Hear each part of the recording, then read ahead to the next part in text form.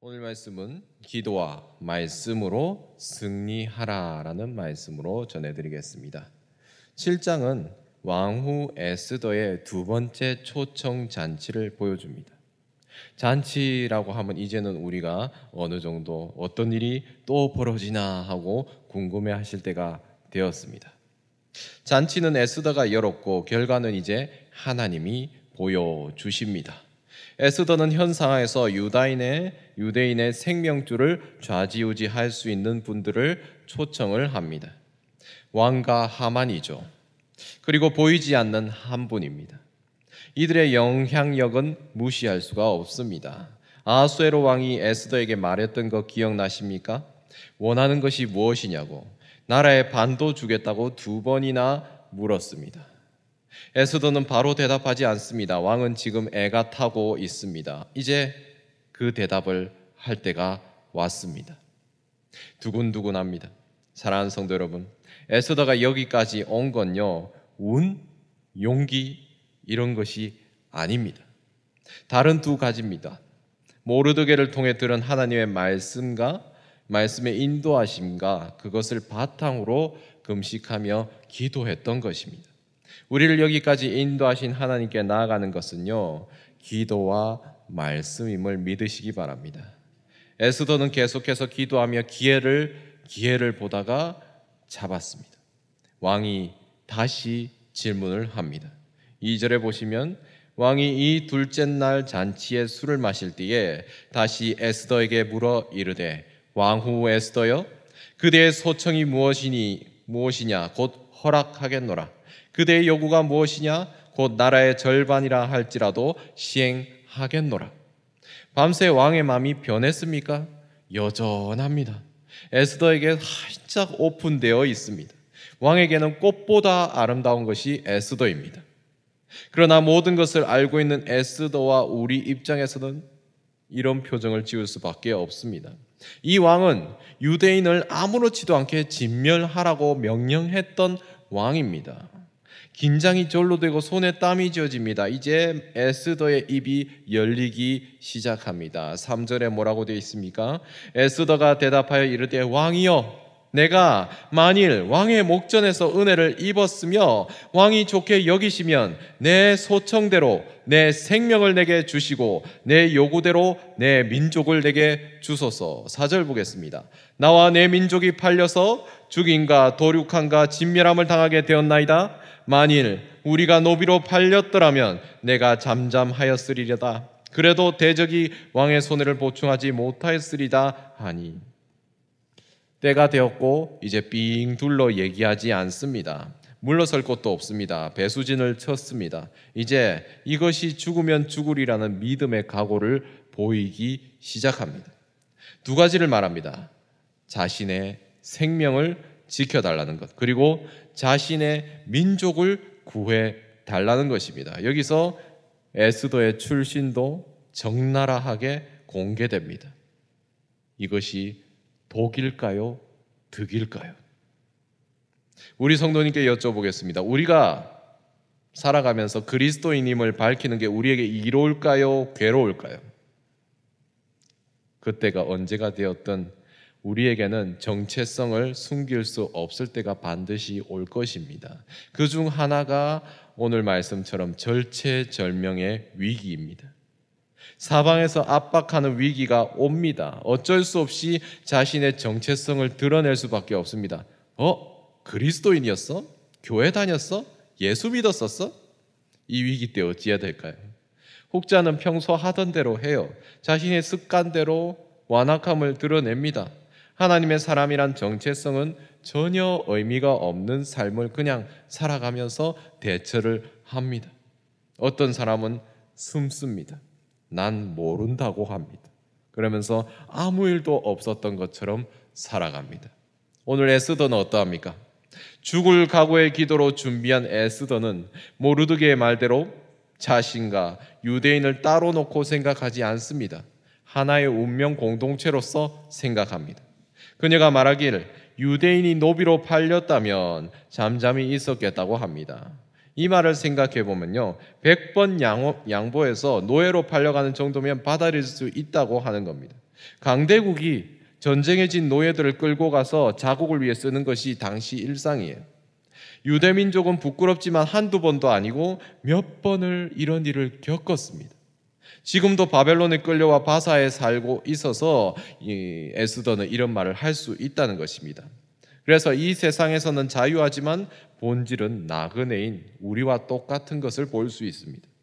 에스더는 이 사실은 받아들일 수 있답니다. 그런데 한 가지 사실에는 단호하게 얘기하는 것을 볼 수 있습니다. 무엇을 단호하게 얘기합니까? 생명을 건드리는 일에 단호합니다. 바사 제국은 유대인의 생명까지 건드릴 자유가 없습니다 라고 지금 얘기를 하고 있는 거예요. 사람이 기본적으로 누려야 하는 것입니다. 꽤나 힘이 실리는 말이에요. 무게가 있는 말입니다. 생명이라는 것은 절대적입니다. 인간의 생명을 함부로 할 권리를 가진 사람은요, 이 세상에 한 사람도 없습니다. 지금 바사 제국의 왕이 허락한 조서의 내용은 이해하기 어렵다고 아예 직언을 하고 있는 거예요. 에스더는 한치의 망설임도 없이 논리정연하게 얘기하고 있는 겁니다. 일반적으로 생명을 중요하게 여기지 않는 쪽은 강한 쪽이에요. 강자입니다.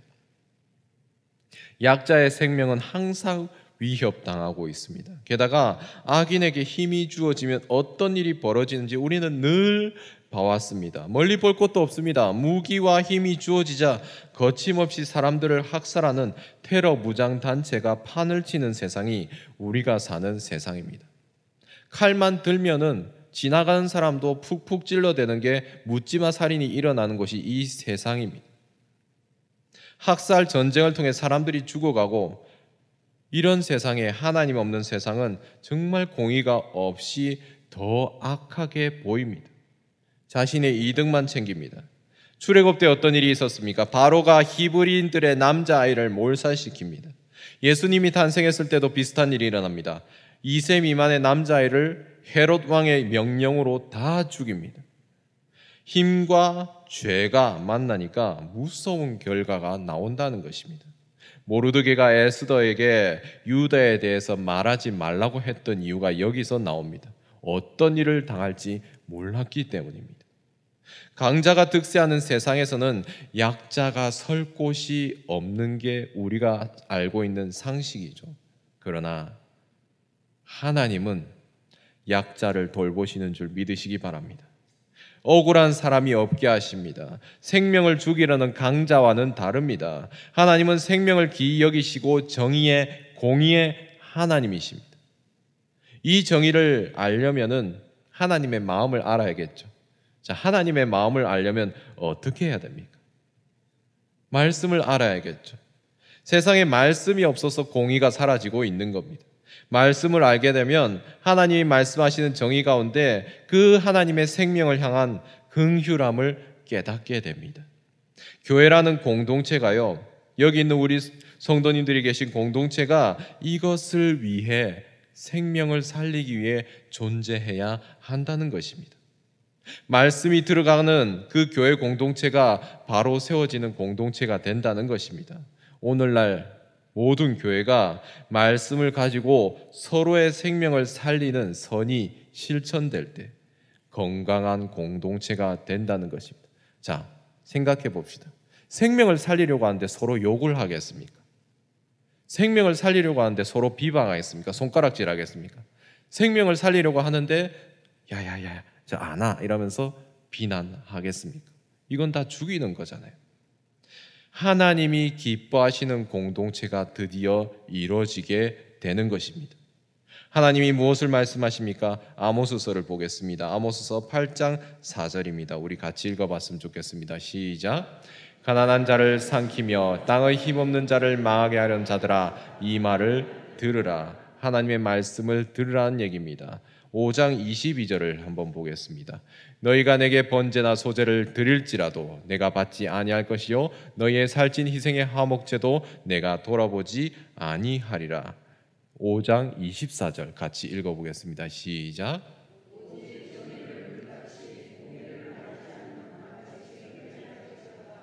하나님의 말씀이 살아있는 공동체와 사회가 하나님의 정의를 통해서 살아나는 공동체가 되는 것입니다. 성경은 하만을 통해서 이 제가 방금 얘기 드린 사회와 다른 지금의 사회를 얘기하고 있습니다. 내가 살기 위해 남을 죽입니다. 풍요를 누리려고 사람을 억압하고 착취하고 공의를 깨트립니다. 돈 버는데 몰두하면서 공의를 무너뜨립니다. 자신의 목표, 자신만의 행복에 만족하려고 하만이 됩니다. 남의 공적은 상관없고 자신의 의견을 주입하기 위해서 우리가 소위 말하는 가스라이팅을 합니다. 그래서 하나님의 백성이 세상의 공의를 세우는 일에 헌신되어야만 하는 이유가 여기 있습니다. 깨어서 이 세상을 도와줘야 합니다. 우리가 흔히 말하는 경건이라는 것은요, 내 개인의 영성으로 끝나는 것이 아니에요. 세상 속에 공의를 세워가는 것과 연결됩니다.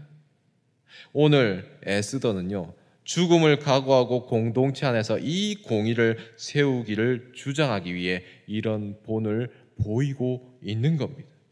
반면에 하만은 어떡합니까? 자신에게 집착하고 몰두합니다. 공감 같은 것이 없어요. 다른 사람의 고통은 생각하지도 않습니다. 나에게만 몰두하면요, 자신도 모르게 공동체의 선함을 무너뜨립니다. 이웃의 선함을 무너뜨립니다. 개인의 선함을 무너뜨립니다. 이것이 무엇입니까? 폭력이라고 말하는 것입니다. 결국 악은 악으로 무너지게 됩니다. 악인은 스스로 자신의 목을 조르게 됩니다. 결국 하만은요, 오늘 보시면 스스로 불에 들어갑니다. 한편 공동체를 외면하지 않은 에스더와 모르드게는 어떻게 됐습니까? 죽으면 죽으리라는 각오로 덤볐습니다. 공의를 부르짖고 불의와 싸웠습니다. 모르드게는 의욕 없는 에스더에게 따끔하게 건면했습니다. 우리가 누구든지 자신에게 집착하게 되면요, 하만이 됩니다. 공동체에 집중하게 되면 에스더가 됩니다. 그들이 받을 상벌도 우리는 어찌 될지 뻔하게 알고 있습니다.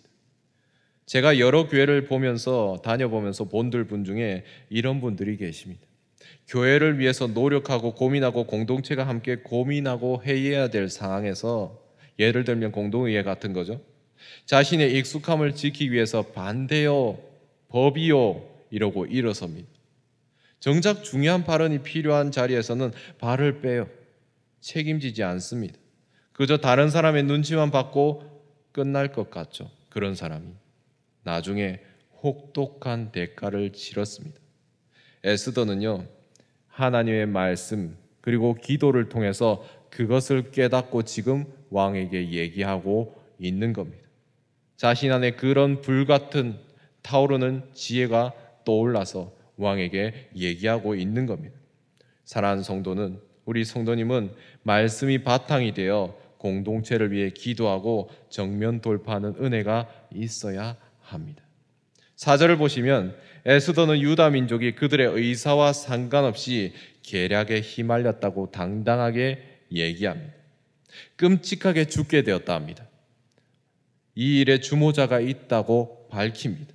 그저 에스더의 예쁨에 취해 있던 아수르 왕의 얼굴빛이 변하기 시작합니다. 그녀의 말 한마디 한마디가 미사일이 되어 심장에 푹푹 박힙니다. 에스더의 말의 방향은 이제 누구를 가리키고 있습니까? 하만입니다. 그 하만 덕에 유대인인 자신과 왕을 살린 모르드게도 포함되어서 죽을 것이라고 합니다. 에스더가 했던 말을 우리 다시 한번 읽어봤으면 좋겠습니다. 7장 3절입니다. 시작.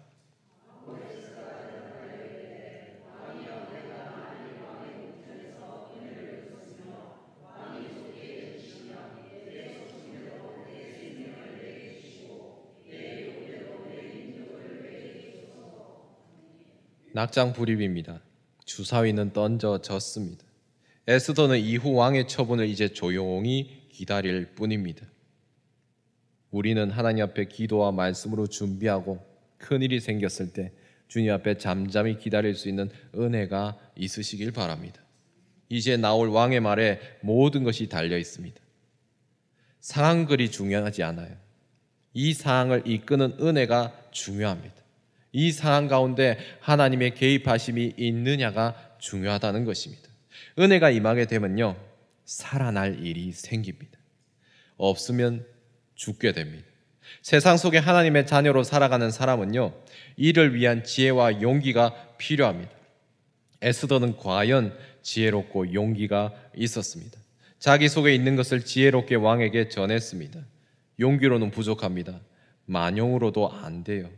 지혜를 주시는 하나님이 역사하셔야 합니다. 이것이 우리가 말하는 은혜입니다. 내가 정말 최선을 다한 가운데서 하나님께서 나를 도우심이 있는 것, 그것이 은혜입니다. 하나님께서 우리를 도구로 사용하시고 역사하시는 것, 이 은혜에 내 인생을 맡겨드릴 수 있어야 합니다. 5절에 보시면 아하수에로 왕이 왕후 에스더에게 말하여 이르되 감히 이런 일을 심중에 품은 자가 누구며 그가 어디 있느냐 하니, 왕이 크게 분노해요. 이렇게 사랑스럽고 자기 대답을 기다리면서 눈썹 파르르 떨고 있는 이 가련인 왕후의 생명을 위협하는 개뼈다구 같은 놈이 누구인지 알고 싶습니다. 에스더가 말하기만 하면 가만두지 않을 겁니다. 이제 상황이 바뀌었네요. 입이 열리기를 기다리는 것은 다시 왕이 되었습니다. 6절에 뭐라 합니까? 에스더가 이르되 대적과 원수는 이 악한 하만이니이다 하니 하만이 왕과 왕후 앞에서 두려워하거늘. 하나님이 에스더를 왕후의 자리로 올리신 이유가 드디어 드러납니다.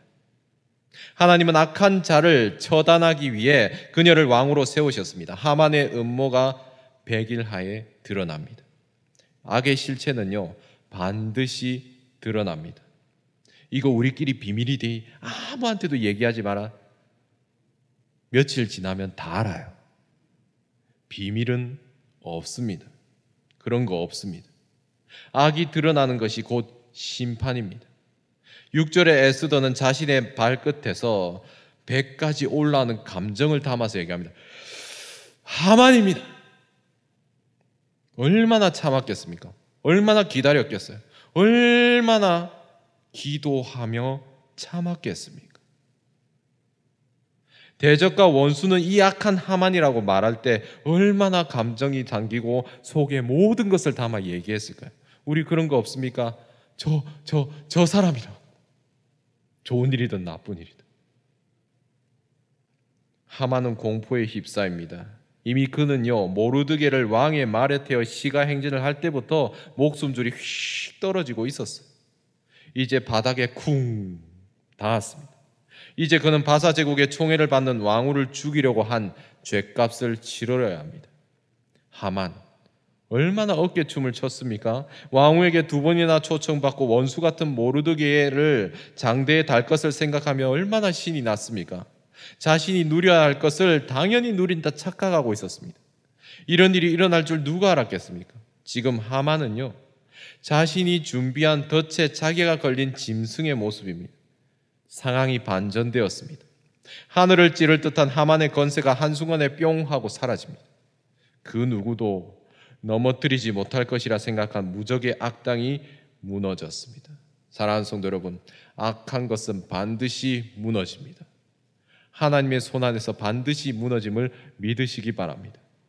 사랑하는 성도 여러분, 지금 우리는 모두 각자는요, 어려운 때를 지나가고 있습니다. 지금 말하지 않아도 각자 어려운 때를 하나하나 지나가고 있어요. 어찌 보면 전쟁 가운데 있습니다.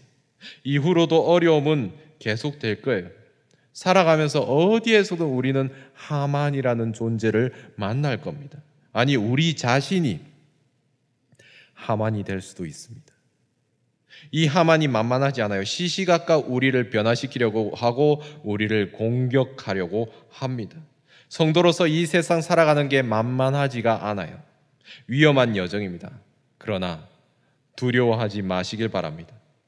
바사 제국의 왕후가 되리라고 상상하지도 못한 그 소녀, 그 에스더가 왕후로 세워집니다. 누구의 손으로요? 하나님의 손길입니다. 그의 백성을 위해 에스더란 사람을 사용하셨습니다. 하나님은 평범한 포로였던 여인 에스더를 사용해서 악을 무너뜨리고 자신의 민족을 구원하셨습니다. 우리는요, 승리하기 위해서는, 잘되기 위해서는, 뭔가 얻기 위해서는 무엇인가 잘 갖추어야 된다고 생각합니다. 프로그램 짜고 계획 짜고 착착착 해가지고 착착착착 진행되어야 뭔가 이뤄질 것이라 생각합니다. 물론 그렇게 해야 되는 것도 맞습니다. 그런데 우리가 잘나서, 우리가 계획 잘 짰다고, 우리가 플랜 잘 짰다고 하나님이 사용하십니까? 딱 한 가지예요. 따라해 보겠습니다. 네, 하나님 하고 말씀을 통해 나아가는 순종입니다. 부르심에 순종하면 하나님이 모든 것을 책임지십니다. 에스더는 자신에게 주어진 책임을 거부하지 않았어요. 정말 마음이 없고 나태했던 그런 모습이 있었는데 3일간 금식 후 죽으면 죽으리다 라며 각오를 다지는 모습으로 바뀝니다. 하나님의 백성을 이기게 합니다. 공의가 세워집니다. 하나님이 모든 것을 하셨습니다. 자신의 목적을 하나님께서는 반드시 누구를 통해서든 이루시는 분이 우리의 아버지 하나님입니다. 그의 주권이 미치지 않는 곳이 없음을 우리가 기억해야 합니다. 우리 일반 상식이 어떻습니까? 우리 이 세상에서 무조건 이기는 방법이 뭐예요? 힘센 사람이 이깁니다. 권력이 이깁니다.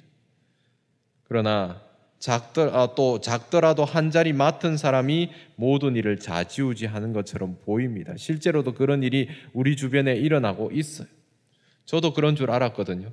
그런데요, 하나님이 그 자리에서 내려오는, 그 자리 아니다 내려와라 하면서 하만 같은 마음을 가지지 말라고, 그 잊지 말고 내려오라고 제게 말씀하시더라고요.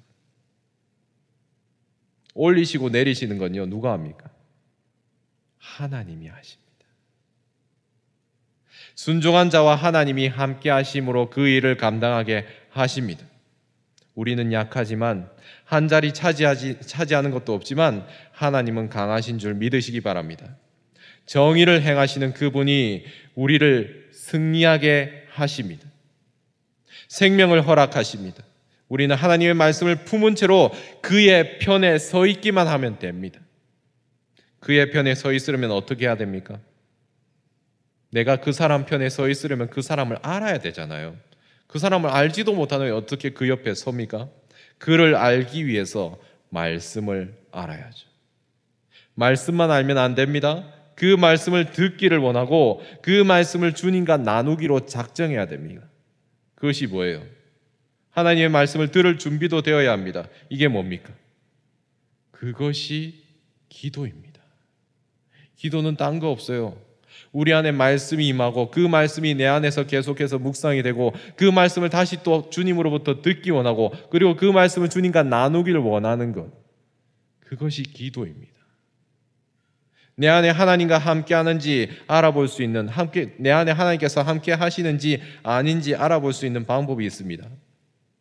내 안에 말씀과 기도가 없으면 내 안에 하나님도 계시지 않습니다. 혹여나 있었다 하더라도 곧 떠나실 준비를 하고 계실 겁니다. 그리스도인은요, 적어도 예수를 믿는다는 사람은요, 끊임없이 말씀을 듣고 말씀이 내 안에 흘러넘치고 그 흘러넘치는 말씀은 품고 기도해야 합니다. 자기 만족을 위해 살고 나의 문제에 고집을 피우는 것이 하만이 되는 지름길이라고 말씀드렸습니다. 하나님이 옆에 없고 말씀이 없는 자, 그의 파멸은 정해져 있다고 말씀드렸습니다. 사랑하는 성도 여러분, 모르드게와 에스더가 의지했던 하나님을 기도와 말씀 가운데 반드시 만나시길 바랍니다. 내 안에 말씀과 기도가 충만하면요, 어떻게든 움직이고 싶은 마음이 생길 겁니다. 내가 뭘 하면 되지? 내가 지금 어찌하면 되지? 뭔가 하고 싶은데 내가 내 안에서 뭔가 뛰고 있는데 하나님께서 내 안에 은혜를 주셨는데 어찌하면 되지? 그거면 된 거예요. 그 은혜로 이제 공동체를 돌아보시면 됩니다. 스스로 돌아보시기 바랍니다. 공동체를 돌아보고 나를 돌아보는 은혜가 그 말씀의 은혜 가운데 이루어질 동력입니다. 에너지입니다. 그것을 위해 하나님께서 말씀하시는 것을 늘 귀를 기울이며 들으시길 바랍니다. 그 귀가 열려야 합니다. 말씀과 기도는 이것을 가능하게 하고 하나님과의 끊임없는 관계를 유지시키는 방법입니다. 공동체를 살리는 방법입니다. 에스더가 오늘 하나님께 들은 말씀과 기도 가운데 행하여 여기까지 오고 반전을 일으켰던 것처럼 오늘 여기 모이신 한 사람 한 사람의 성도님 그리고 구미 사랑교회 모든 교회 공동체가 이 교회를 살리는 공동체가 되시길 축복합니다. 기도와 말씀으로 끼어 있어서 하나님께서 세워주신 그 공동체를 살리는 우리 구미 사랑교회 공동체가 되시기를 축복합니다.